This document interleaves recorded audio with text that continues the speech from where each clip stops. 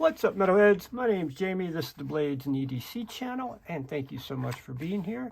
I have a quick little unboxing for you guys, and this is all. I'm gonna do the unboxing. I'm gonna do an overview. This is just gonna be quick and down and dirty because this knife was sent to me in error. This is coming from the Apex pass around group, but I decided I didn't want to do the Apex anymore. So I guess this one somehow slipped through the cracks. Shouldn't have been sent to me, but that's okay. Since I got it, I'll go ahead and show it to you guys. I'm actually kind of excited to see this one. Let's take a look. Boom. Tuya knife. This is the Tuya NB4. And I don't have the specs opened up or anything. We're just going to manually take those and do some size comparisons and take a look at it. I do know the price on this knife. Yeah, let's do the specs real quick. Okay. These may not be exact, so keep that in mind. Pretty close though. Overall length 7 3/4 inches. Whoops. Lock. Blade length is going to be 3 1/4 inches. Blade thickness is going to be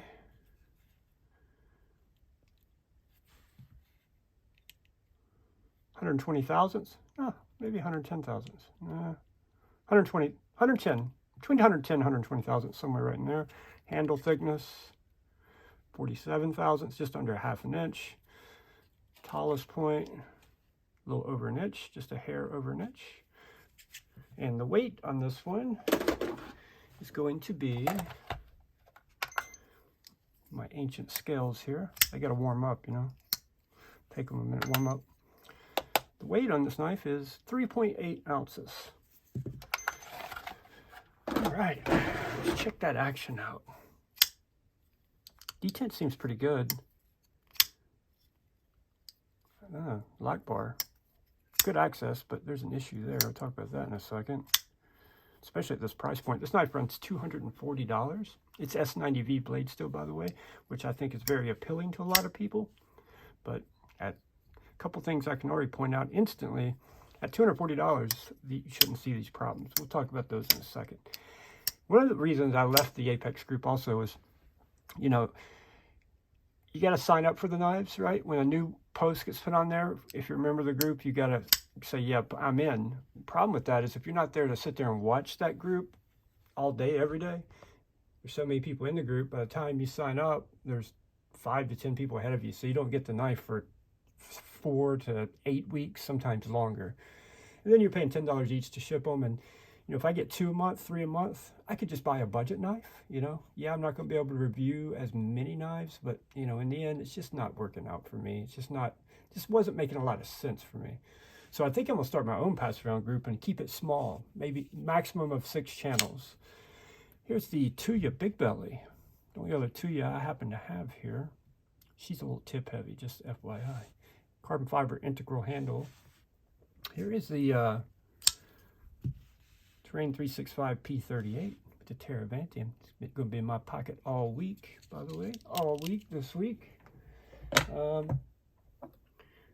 go into a couple of the regulars. I'm going to show you a couple that I think would probably be better for your money. Here's the Pena Bravo, not a regular, but while I have it, it's going to make lots of appearances. Thank you, Craig. Here's a Spyderco Para 3.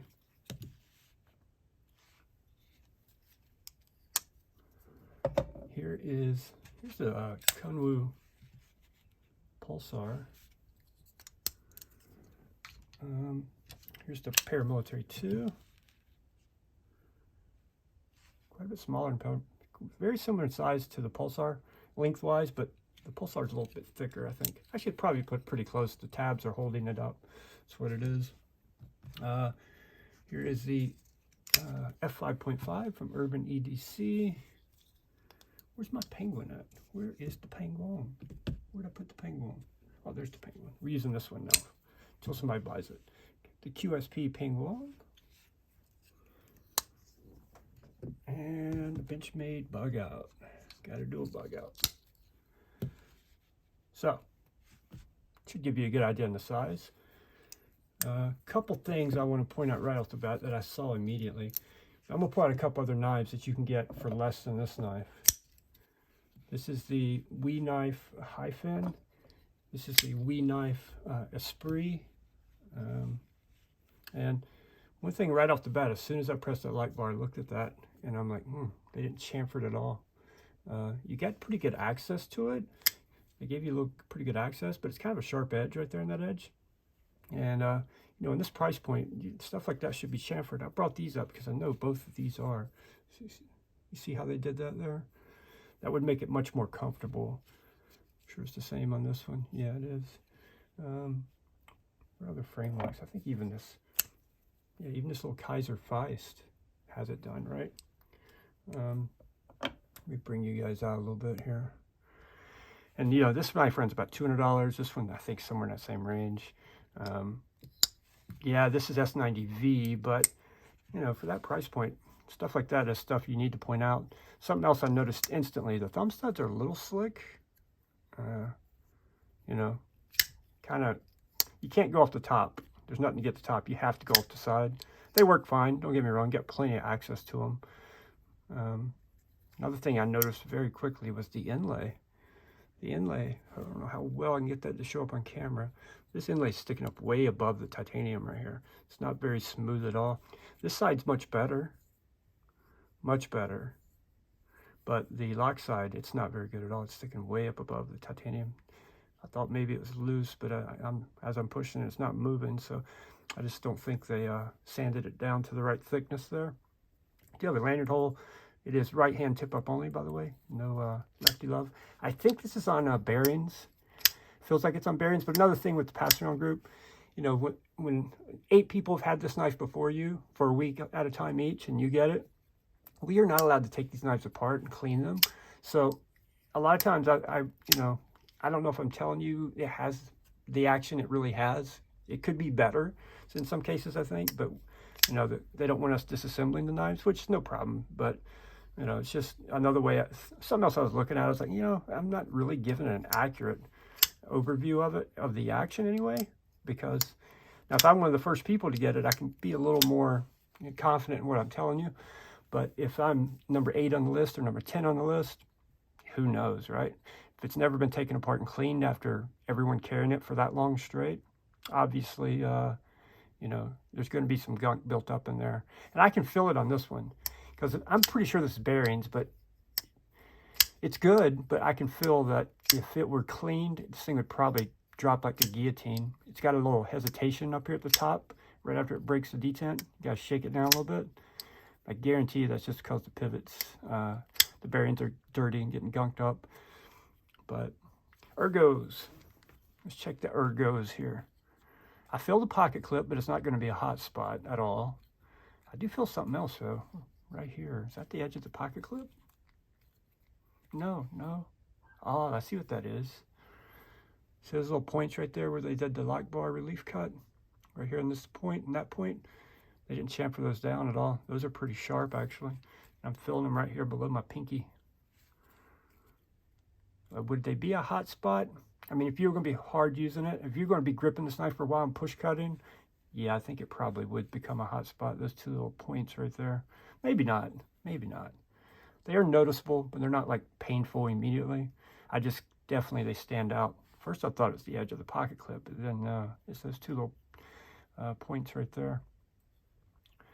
Overall, I love the look of this knife. I think it's a good looking knife, but I think $240, there are much better options out there, unless you just want S90V, because, you know, there's just little things. When I start looking at knives, it's one thing to look at a knife, you know, like this, and nitpick little things like that. You know, this is a $50 knife. When you start getting up to near $250, all these little finish, you know, all the fit and finish should be perfect, right? Spending that kind of money on it. But unfortunately, this one, you know, the only thing it fit and finish isn't really good is the inlay here. It's not very good. Honestly, these 2 points definitely should have been chamfered down a little bit, softened up. They softened up all the edges here, but wherever they did that cut, they didn't soften those 2 points. And I would really like to see, you know, a chamfer on the inside of that lock bar. It would definitely make it more comfortable. It's not terribly uncomfortable right now, but it could be much better for sure with that chamfer. And also it'd make it easier to hit it. You wouldn't just be hitting that sharp edge. You'd have a nice smooth place like that for your thumb to hit. Make it much more comfortable. So, all right, guys, I think that's going to wrap it up. Cool knife. I like the look of it. Definitely like the look of it. I think it's a little overpriced. And I guess the S90V is going to be appealing to a lot of people, so some people may disagree with me, but, you know, I think 240 is a little steep for the quality you're getting here, especially with that inlay. That inlay would worry me that at some point in time it may come off, so get caught on something. Because it's, I really wish I could get that show up on camera, how high that's sticking up. It's just so hard to get that to show up. There, you can see it there, I think. Yeah, quite a bit right there, sticking up above the titanium. So, all right, guys, thank you so much for watching. I really do appreciate it. And I will see you guys on the next one.